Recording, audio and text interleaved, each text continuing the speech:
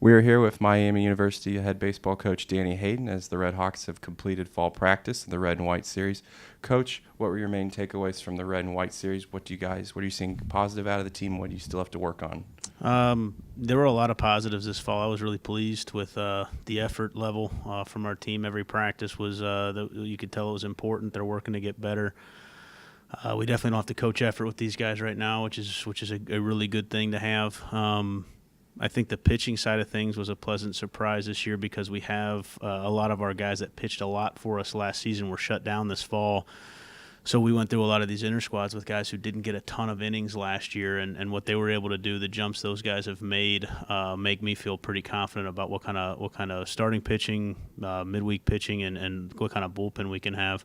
I definitely think we're going to be a good offensive team. There's some different guys fighting out some position battles right now, but I think in the areas that you really care about as a coach, that starts with the effort. Do we have to beg these guys to be out at practice, or do they love coming out?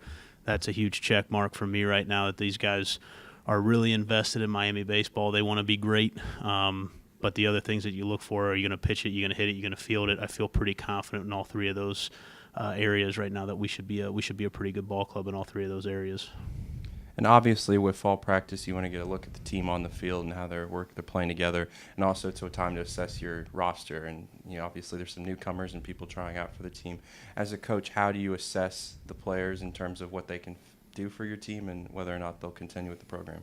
Well, I think the big part of it when you talk about bringing the freshman class in is it's not necessarily what they can do on a baseball field. We've got an opportunity to recruit all these guys. We know what their talent level is, so that part of it isn't as much a surprise to us. It's kind of, can they handle what we're asking them to do, and how quickly can they make those adjustments? Because I say this to basically everybody we recruit. I don't care what you're doing right now. When you get to college, whether it's Miami or anywhere else, but specifically Miami, it's going to be an adjustment from how much work we're asking you to do, and we try to load up as much as we possibly can in the fall, so we can have those guys see that they need to make adjustments. It becomes very obvious to them, and that they can make those things pretty quick rather than easing them into it. And then we find out in January that they can't handle the schedule.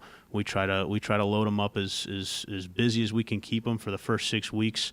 That's what they get from us, and trying to see who's going to need the little bit of the extra attention to make sure that they can handle the morning workouts with the study tables, with the classes, and then getting into practice. And no excuses for any of those things being shortchanged in any way is important. And then when you get them on the field, you just want to see them compete.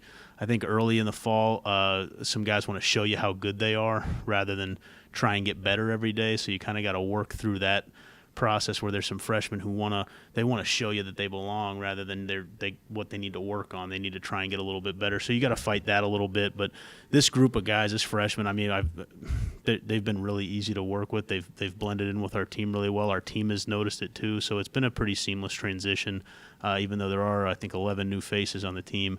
I don't foresee having any issues with those guys. I think we have quite a few of them that are going to be able to help us this year win some ball games. And from the character side of things, we're bringing in the right type of kids. Obviously, we're about 4 months away from starting the season at Arkansas, but the opening day is going to be here before you know it. From this point on, what are you guys going to be working on, and how do you guys go ahead and get ready as we head towards the colder part of the year? Well, this is a big time for us. I think this is we can really start to make sure that the mindset of our team is right.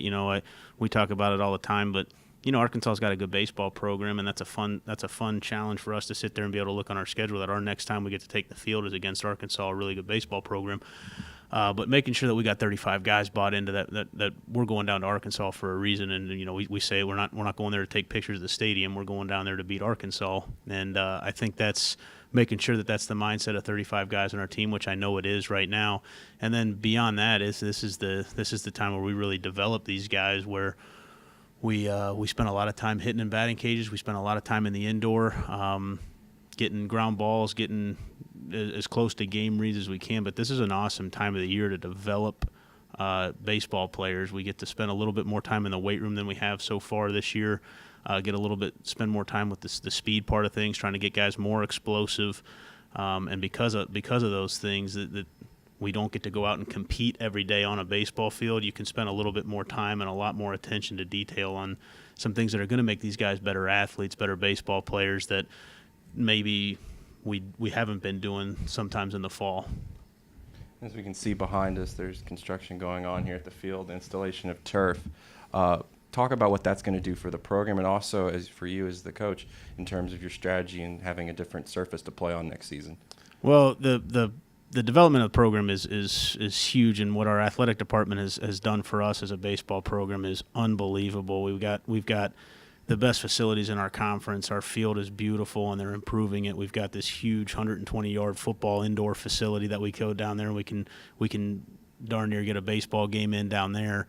We've got our baseball facility that we're in right now is connected to the field. We got our locker rooms in here, players' lounge in here. That stuff is it's outstanding, and the fact that they're doing this turf with us right now it's going to be big from a recruiting standpoint, I think, but the biggest help is going to be from the development side of things where, before leading into a season, we were taking ground balls on a gym floor in Withrow Hall. Withrow Hall isn't there anymore. They knocked that thing down, and now we've got a field that, when we get those good weather days in January, February, we can go out on our field and practice and get after it and inter-squad and do all those things leading into a game that we haven't been able to do before. So I think the development side of things and to make sure that we're ready to go, we've got no excuses to not be ready to go right now. We've got everything that we need to be a really successful baseball program, and not to say we couldn't have done it without turf, but it certainly helps now that we have it. It's just taken another thing that if we were going to try and point to, hey, yeah, we haven't been on our field yet. If our guys are going to say we haven't been on our field yet, we don't have that excuse. We've got everything we need to be really successful now, and this is a huge part of it.